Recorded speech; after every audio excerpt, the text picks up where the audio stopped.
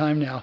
I'm going to take you on a little tour of where they shot Braveheart right here in Glen Nevis, right outside of Fort William in Scotland. Will's at the youth hostel right across the street from the youth hostel. He's playing with some Dutch kids, and so I'm just sneaked away for this quick little hike, and I thought it would prove him some manhood and some confidence. So we're going to go walking down this path, and I'm going to see if I can point out some of the places. You probably already recognize the the trees here that are the areas which the soldiers were walking through at the time, the beginning of the movie, before they are killed inside the hut. It's a beautiful little trail here going right along the River Nevis, and we're going to follow this thing all the way out to where it was shot. But you'll notice the trees, I don't know if they're alders, I think, but they have those delicate little leaves that kind of signify the area.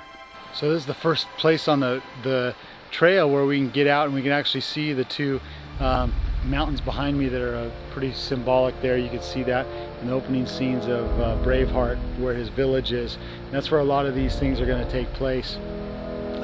It's about 7 o'clock tonight. We're running out of light, but that kind of makes it it'll look a lot like where it was raining during part of the movie. So you can hear this beautiful river behind me.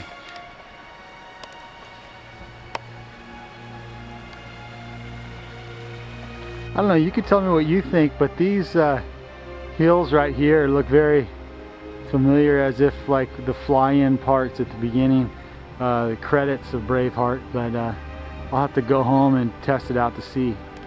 Familiar not just because it's on the location, but how it looks here in Glen Nevis.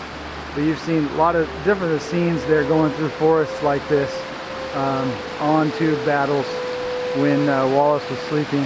These two mounds, they're the important landmark, and they're on the left side of the road as you drive up Glen Nevis, that show you where the site is, because up on between these two mounds is where they erected the garrison that Wallace stormed. The village was down in this lower area over here, and so from there it's across the river that we're going to see the other sites. Here's another view from that village site. Notice that the trail here is marked pretty well.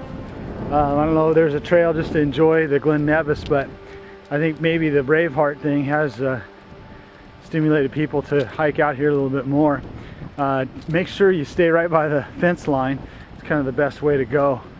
And it just kind of shows that with the hype about this movie, you see it all over Scotland, is there's an appeal in this movie to something I think a lot bigger than we think about on a normal basis, that each one of us kind of like want to get caught up in this adventure of fighting for freedom, living for a cause, no matter what the cost would be. And I think that is probably bigger than any celebrity or whatever in that movie. It's more about what we told about, what it told us about ourselves, and I think we all just kind of, especially us guys, want to get caught up in that adventure. Well, this is getting really exciting. This is actually the field where they had the wedding when Wallace was had his reunion back here at his hometown, which actually was Elderslie, near Paisley in Glasgow. But here we're a long ways from there, but still in the movie, this is where they had that place. And right there in that tree here, between that tree and this tree, there was a bridge constructed where the Lord came over to claim his right of first nupta. And of course, up there on that mound is where they had his castle, his place he lived, and the village was over in that area. So it's all real close here, but took place in this location. Walking towards the area where his village is makes me nervous. I'm coming out, I think it's mainly sheep in this pasture, but I get a little nervous because I did see some big, huge bulls earlier on, and hope that they're not in the same pasture, because I might be heading for the hills. We'll see. This should definitely be, if you're a Braveheart fan, you shouldn't miss this. You know exactly where this is. Actually, where this little clump of trees, a little clunk of weeds out here out front, right about here. That's, I think, where they had his cottage, and you can see beyond it to the hills there, going back to Sealy Falls and such. There's the two mounds right there, just panning back over here, and there's a tree right here that you would see in the, I think the video was actually taken from farther back and up, so it had a more top-down look. So we're going to kind of look and see if I can get it from the other angle. It was an ancient burial ground. There are clumps of rocks everywhere. I'm going to head up to this bank, which I think is where they had the funeral. I'm having a hard time framing it exactly right, but this looks to me like when William Wallace is coming back to his house, the reunion up there amongst the trees, and his place right in here, this old house. You can check it and see what you think. I'm going to have to give up and say that's what I call it right now. It's getting late. I got to go see Will. I can't get this perfect either. This is going to be my bet for where William Wallace's son, or dad, was buried towards the beginning of the movie.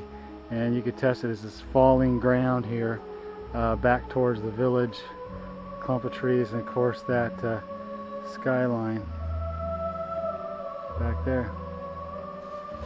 I gotta say, I might stand corrected. Here's another idea for the burial site of the father. And of course you don't see the trees in the movie, but there's people standing in front of them. But try that one out. Very familiar.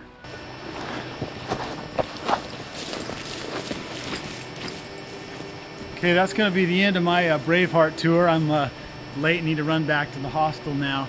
But I don't know, you go check it out. Go watch the movie, see what you think. And it's pretty cool to be here and to kind of feel that Braveheart vibe. I know this isn't exactly where William Wallace himself lived, but the movie shocked me, and I really, of course, I've watched that movie many times, been inspired to be brave myself, to fight for other people's freedoms. That's kind of been part of my new mission in life, is just thinking of it that way, of helping people experience freedom through Jesus Christ. And man, just to be in that adventure of grace. I read this letter by William Wallace where he signed it in the year of grace, 13 something, and I just think how that's what the adventure is about, is the grace of God in my life. He's changed my life so much, and I look forward to seeing him doing greater and better things, more than we can even imagine. So thanks for watching, and you be brave. One more shot.